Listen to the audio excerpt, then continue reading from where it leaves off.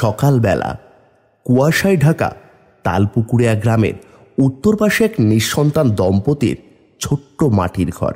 দূরে স্কুলের বাচ্চারা দল বেঁধে হাঁটছে। চম্পা চুপচাপ তাকিয়ে আছে। তখনই ঘর থেকে কানাই বেরিয়ে এলো। কি গো গিন্নি, এতক্ষণ লাগে তোমার উঠোন ঝাড়ু দিতে? আবার সেই কখন থেকে যে ডাকছি সেদিকেও কান নেই। ওদের দেখলেই মনটা আনজান করে উঠে জানো। নিজের একটা বাচ্চা থাকলে কত ভালো যে হতো। ও, তাহলে এই কারণে এতক্ষণ লাগছে? বাচ্চা দেখলে ওদের দিকে তাকিয়ে থাকতে হয় বুঝি? এই নিষ্পাপ প্রাণগুলোর দিকে তাকালেই মায়া হয় গো। ঠিক আছে, এখন ছাড়ো, চলো দক্ষিণ পাড়ার মেলা থেকে ঘুরে আসি। এই সকাল সকাল বের না হলে আসতে আবার রাত হয়ে যাবে যে। হ্যাঁ গো, সে কথা তো ভুলেই গিয়েছিলাম। চলো না একটু যাই, নতুন কিছু ছোট ছোট জিনিস কিনবো। ছোটদের জিনিস না থাকলে ঘরটা নীরব লাগে। তুমি আবার সেই বাচ্চাদের জিনিস নিয়ে পড়ে থেকো না জানো। চলো দেখি, এবার ওঠো। ওদের ঘরের মধ্যে অদ্ভুত এক পরিবেশ, কিছুটা অন্ধকার। আমাদের যদি ওই বাচ্চাগুলোর মতো একটা ছোট মেয়ে থাকতো, তাহলে ওকে নিয়েই মেলায় যেতাম। ওকে আদর করে ছোট ছোট জিনিস কিনে দিতাম। কিন্তু আমাদের কোনো সন্তান নেই। আবার তুমি এসব বলছো? এসব নিয়ে আর মন খারাপ করো না গো চম্পা। হ্যাঁ, আমি একদম মন খারাপ করব না। আমাদের কোনো সন্তান নেই তো কি হয়েছে, তবুও আমি বাচ্চাদের জিনিস কিনবো। তুমি আর এমন পাগলামি করো না তো। কোথাও গেলে তুমি শুধু ছোট বাচ্চাদের জিনিস কিনে আনো। এবার তাড়াতাড়ি চলো দেখি, আকাশের অবস্থাটাও খুব একটা ভালো নয়। এরপর তারা দুজনে হাঁটতে হাঁটতে যাচ্ছে। তখনই পথে দেখা রমিলা মাসি ও তার দুই নাতি নাতনির সঙ্গে। নাতনির হাতে একটা সুন্দর পুতুল। হ্যাঁ রে কানাই, কোথায় যাচ্ছিস? আরে রমিলা মাসি যে, এই তো আমরা মেলায় যাচ্ছি। তোমরা কোথায় গিয়েছিলে? আমরাও মেলায় গিয়েছিলাম চাচি। এই দেখো, আমি কত সুন্দর পুতুল কিনেছি। বাহ, এই পুতুলটা তো তোর অনেক সুন্দর হয়েছে। জানো চাচি, ওটা আমি পছন্দ করেছিলাম, কিন্তু দাদিমা ওটা মনাকে দিয়েছে। তুই কি মেয়ে নাকি যে তুই পুতুল নিয়ে খেলবি? যা সর, এটা আমার পুতুল। আহ, তোরা চুপ কর বাপু, তোদের জ্বালায় আর বাঁচি না। আচ্ছা মাসি, তুমি যাও ওদের নিয়ে। আকাশের ভাব দেখে মনে হচ্ছে বৃষ্টি আসবে। হ্যাঁ, তাড়াতাড়ি যাও গো, নয়তো আবার ওরা বৃষ্টিতে ভিজলে ওদের জ্বর আসবে। এই বলে তারা যার যার পথে চলে গেল। এরপর গ্রামের মেলা। হাঁটু জলে ভিজে থাকা মাটির ওপর ছোট্ট একটা পুতুলের দোকান। এক লোক বসে আছে, তার পাশে সাজানো কাঠের পুতুল। হ্যাঁ গো বাতেন্দা, কেমন আছো শুনি? বেচা বিক্রি সব ঠিকঠাক হচ্ছে তো নাকি? আর বলিস না রে কানাই, এই পুতুলের দোকানের বেচা বিক্রি নেই। তারপর আবার মাঝে মাঝে বৃষ্টি এসে লোকজন তাড়িয়ে দিচ্ছে। এই তো আষাঢ় মাস শুরু হলো, এখন এমনই হবে গো।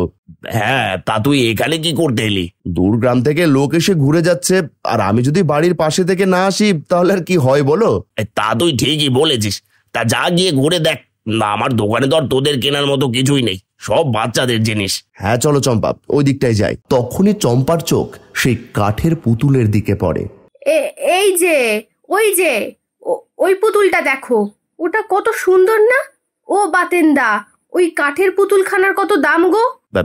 এইটা এইটা আমার ঠাকুমার পুতুল গো। আমার এক পিসি নাকি ছোটবেলায় মারা গিয়েছিল, এইখান তারই পুতুল মেয়ে স্মৃতি হিসাবে রেখেছিল। এতকাল পর কাল পুরনো বাক্সের মধ্যে পেলাম, ভাবলাম আমি আর পুতুল কি করব, বেচে দিই। এই পুতুলটাই সবার থেকে কেমন আলাদা। তখনই পুতুলটা সবার চোখের আড়ালে আবারও চোখ নাড়ে। হ্যাঁ, একটু অদ্ভুতই লাগছে তাই না? চোখ দুটো কেমন যেন জীবন্ত। ও বাতেন্দা, ওটা আমায় দাও, আমিই নেব। সে কি গো, তুমি আবার সে কি বায়না ধরলে? এই বুড়ো বয়সে কেউ পুতুল নিয়ে খেলে বুঝি? আরে কানাই, চম্পা যখন এত করে নিতে যাচ্ছে দে না কিনে। আর পুতুলটা আমারও অনেক পছন্দের, বুঝলি? এত যখন পছন্দের তখন হাটে তুলেছো কেন শুনি? এই এখন পুতুল বিক্রি করে ঘর চালানো মানুষ আর কি করবে? সে যাই হোক, আজ আর কোনো পুতুল টুতুল কিনবো না, চলো। না না, আমি এইটাই নেব। তুমি না করলেও আমি কিনবো। ওটা যে আমার অনেক পছন্দ হয়েছে। দেখো কত সুন্দর লাগছে ওটা। আচ্ছা বাতেন্দা, দাও দেখি। এদিকে আবার সন্ধে নামলো আর বৃষ্টি আসবে মনে হয়। এরপর বাতেন্দার থেকে পুতুলটি তারা নিল। সন্ধ্যার আলো গড়ালো, কিছুটা অন্ধকার আর বাতাস বইছে। এরই মাঝে শুনশান রাস্তায় চম্পা ও কানাই, হাতে সেই পুতুলটা। আজ এত তাড়াতাড়ি এত অন্ধকার পড়ে গেল কেন গো? দেখছো না, ঝড় বাদলের দিনে তাই হয়তো। চলো তাড়াতাড়ি বাড়ি যাই, মনে হচ্ছে বৃষ্টি শুরু হবে। এই কথা বলতেই বৃষ্টি শুরু হলো, সাথে অদ্ভুত বাতাস আর সেই ভয়ানক শব্দ আর পুতুলের তাকানো। এরপর কানাই ও চম্পা বাড়ি ফিরল। নির্জন রাত, মাটির ঘরে হাওয়া ঢুকে পর্দা উঠছে। তারা দরজা চাইছে কিন্তু খুলছে না। মাঝে মাঝে পরিবেশের বাতাস আর কিছু ভয়ানক শব্দ। এ কি গো, দরজাটা খুলছে না কেন? বৃষ্টির পানি পড়ে জাম হয়ে গিয়েছে হয়তো। তুমি দাঁড়াও, আমি কিছু আনছি। এই বলে চম্পা হাতের পুতুলটা দরজার সামনে রাখতেই সেটা খুলে গেল। সে কি গো, এই দরজাটা আবার একা একাই কিভাবে খুলে গেল? কি জানি, আমিও তো বুঝতে পারছি না গো। সে তুমি চলো তো, এই বাতাস আর বৃষ্টি থেকে আগে ঘরে চলো। ঘরের মধ্যেটা কিছুটা অন্ধকার। কানয় চম্পা বাইরে গেল, কিন্তু পুতুলটা নিতে ভুলে গেছে। বাইরেও বৃষ্টি। এরই মাঝে উঠোনে একটা বাচ্চার ছায়া দেখা গেল, আর চৌকাঠের সামনে সেই পুতুলটা। এই সময় আবার এমন বৃষ্টি কেন যে শুরু হলো কিছুই বুঝতে পারছি না। ঘরটা অন্ধকার। দাও দেখি গিন্নি, দেশলাইখানা দাও তো, আর একখানা মোমবাতি দাও দেখি। চম্পা সবকিছু এগিয়ে দিল। কানাই অন্ধকারে দেশলাই জ্বালাতেই তার আলোতে আবারও সেই ছায়া দেখতে পাই। কানাই এবার নিচে ভয় পেয়ে যায়। ওগো, ওখানে কেউ আছে? হ্যাঁ আছেই তো, এই যে আমি। তুমি না, অন্য কেউ আছে। আমি কারো ছায়া দেখলাম। ও, তুমি তাহলে অন্ধকারেও চোখে দেখা শিখে গেছো। বলি, এই আধারে তুমি কাকে দেখলে শুনি? এখানেই আমি দেশলাই জ্বালিয়েছি, তখনই কার যেন ছায়া দেখলাম। তুমি চোখে সর্ষে ফুল দেখেছো। দেখি, এবার জ্বালাও তো, আমিও দেখি তুমি কার ছায়া দেখেছো। তখনই কানাই আবার দেশলাই জ্বালালো। এবারও দেওয়ালে একটা ছায়া দেখা গেল। কানাই ভয়ে পিছিয়ে গেল। ওই দেখো, ওই তো ভূত।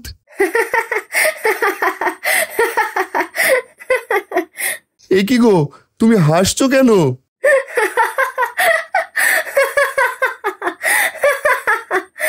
না না, এ কি হলো তোমার? ও চম্পা, তোমার এ কি হলো? তুমি এভাবে হাসছো কেন? তোমায় ভূত প্রেতে ধরলো নাকি? আরে না গো, আমার ভূত প্রেতে ধরেনি। তখনই টেবিলের ওপর সেই কাঠের পুতুলটা দেখল, আর চম্পা টেবিলের ওপর রাখা কাঠের পুতুলটা হাতে নিতে গেল। তখনই ছায়াটাও সরে গেল। এই দেখো, এই পুতুলটা তুমি মোমবাতির আলোর সামনে রেখেছিলে, তাই তো ওই ছায়াটা দেখা যাচ্ছিল। বাপ রে বাপ, আমি তো ভেবেছি মনে হয় কোনো ভূত প্রেত হবে হয়তো। দাঁড়াও, আমি এটা বাক্সের মধ্যে রেখে দিই। এই বলে চম্পা একটা বাক্স বের করলো। এরপর তার মধ্যে পুতুলটা রেখে দিল। বাক্সের মধ্যে বাচ্চাদের আরো অনেক জিনিস রাখা ছিল। আজ থেকে তুইও এদের সঙ্গে থাকবি। আমার ঘরে যে কোনো সন্তান নেই, নয়তো তোদের নিয়ে খেলা করতো।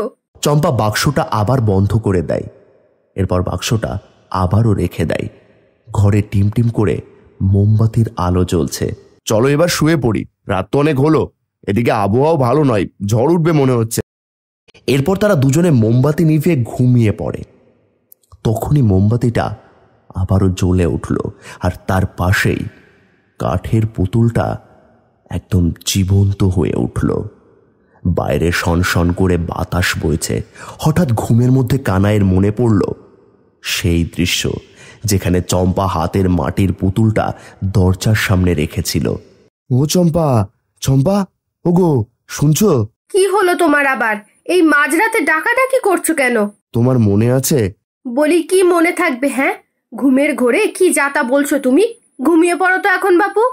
আরে, মেলা থেকে ফিরে এসে দরজা খোলার সময় পুতুলটা তুমি চৌকাঠের বাইরে এনে রেখেছিলে, কিন্তু সেটা ঘরের ভেতর টেবিলের উপর এলো কিভাবে? হ্যাঁ গো, সত্যি তো, আমি তো ওটা আনিনি। তাহলে ওটা ভেতরে এলো কিভাবে? হ্যাঁ, আমিও তো আনিনি।